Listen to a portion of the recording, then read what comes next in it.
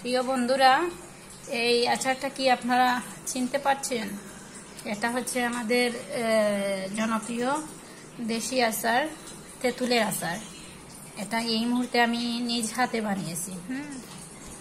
অনেক টেস্টি, দেখতেই পাচ্ছেন, জিভে জল চলে আসছে, তাই না? আচারটা অনেক সুস্বাদু, টেস্টি হয়েছে।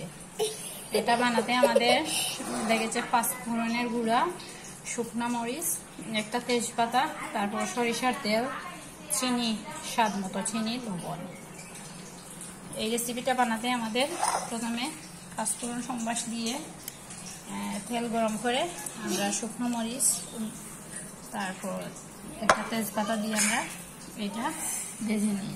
তারপর আচারগুলো ঢেলে 5 ফোড়নের গুঁড়াগুলো একে একে দিয়ে দিই, চিনি, স্বাদ মতো লবণ।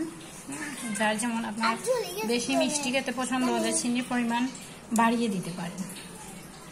আচারটা খুবই টেস্টি হয়েছে, আপনারা খেতে চাইলে চলে আসুন বন্ধুরা।